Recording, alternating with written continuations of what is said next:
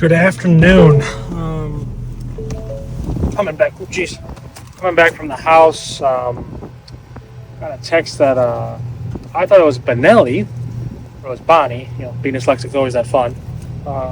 Basically, our outdoor cat got a big gash on her, and I thought it was my dog. So I ran home, but it was not just a cat, but it was a dog. So my brother was going to take the cat to the vet. I thought I had to take my dog to the vet. So trying to get some stitches or something, but she got into a fight with something, maybe a piece of barbed wire or another animal. But we're back here. Things are going pretty good. I blew off everything because I brought the leaf blower this time, which it really needed. Tree guys are coming tomorrow at like 7 a.m. So maybe working a little late tonight. Oh, hold on. We're smelling diesel everywhere. Good Lord. You go in there. Okay, so I don't finish this so I don't keep spilling diesel everywhere. So the idea is get this whole bottom part done today. That way when the guys are here trimming, I'm up top, not worrying about them. So that's the plan.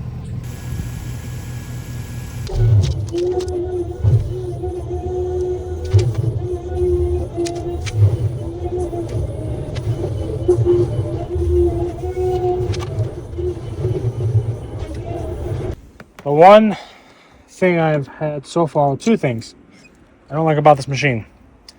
It absolutely eats death. I filled it up fully this morning and I have to fill it up again. I don't know if the tank is super small or what it is, but it just chews through it like it's not even there. Second, it's got this auto feature, so as you lift it up, it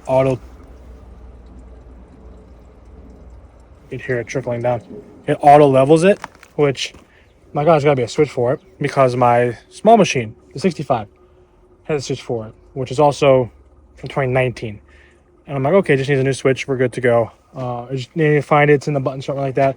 I'm looking, nothing. I'm like, well, that's odd. So I called dealership. He goes, yeah, no, there's no switch on that one, just kind of built in. Why would a machine from 2019 have a switch, but your Mac Daddy machine doesn't? And they're the same model. They're both Dash 2s. You know, this is a Dash 1. I'd understand, but I've learned to, live with it already, but it's just kind of stupid. Anyway, let's put some government juice in it. All full. Gonna get back to work. Well, first issue. We did this one before, about 5 seconds ago. I turned it off, turned it back down. It was fine, but kills the engine, throws all that, gives me a red code, and see what the number is. Only got 30 hours on the machine. What is the error code? If I hit this button, that's RPMs. Error code, whatever the hell that is. Time to Google. So I went ahead and I forgot I had the app on my phone. Popped up and said, hey, don't know code, see who it is. So I went ahead and take a look at it. Saying there was air in the fuel system, which is no bueno. It said if it's not empty, give the dealer a call. But it was not empty. We had a half tank right now. But it's hilly where I'm working. So most likely what I believe is I was at just the right angle to where it was sucking air instead of fuel. That's why it killed it, because I was going straight and it killed it. Turned it on at the same angle, backed up a little bit, killed it again. And then once I turned it back on, I was able to go no problem.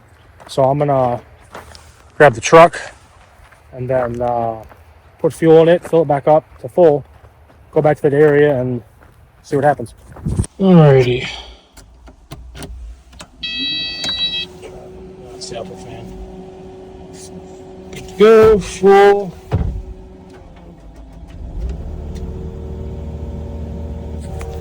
I'm pretty certain that's what it was because I had the same issue happen with the cat when I first bought it. We were hilly and same thing, just died out. Didn't know what was going wrong. It was low on fuel.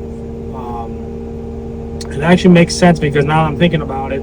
The first time it happened, when I went to crank it back up, it took, remember it's like crank good? It's like crank good.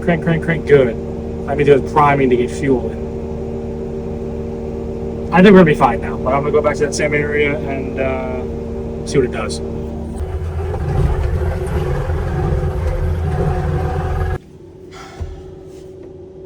Just did it again. Now it won't start.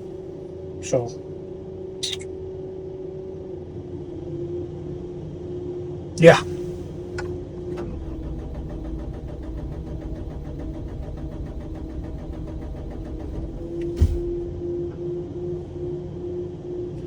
All right. It's got a full tank, so I don't know what the issue's going to be. I read some forums online. They said it could be the water fuel separator. One guy had like a piece of grass stuck in it somehow, so I'm gonna go open that up now and see if there's something lodged in there. So that's the fuel water separator, and I think that's exactly what that is. And there's all kinds of little, oh geez, can't even see what I'm looking at. There's all kinds of little stuff that came out of it, and when I was undid, I saw a whole bunch of stuff swirl around, so I think that's exactly what that is. There's sediment in there, which is not good, which means some other sediment getting into the tank. I don't know how that'd be happening. But I'm gonna keep draining it out, and then hopefully that was it. You can see all that crap at the bottom. All right there. How in the world did all that get in there? I mean, I'm glad the fuel separator did his job, but none of that should be in there.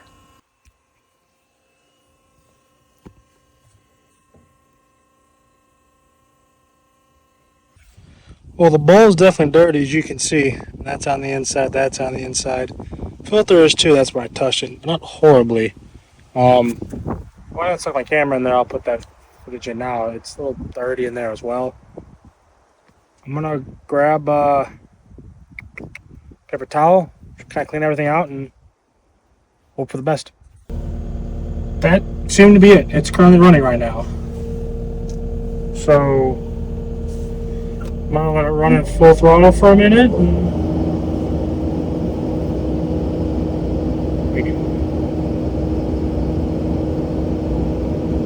At least it was an easy fix. I think what happened was because it fired off pretty quickly. I don't know if it was an issue with because there's a sensor at the bottom of the bowl. I wonder if a piece of particulate got that sensor. That's what killed it. That's what would make sense to me. I don't know though. It's working right now. I'm gonna give it in a minute or two and turn back on a few more times, make sure it cycles, and get back to work.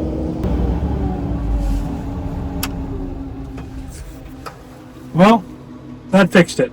So I ran for another half hour, 45 minutes. Worked great. So glad it was an easy fix. I hear a truck. I'm just gonna blow it off real quick. Go home.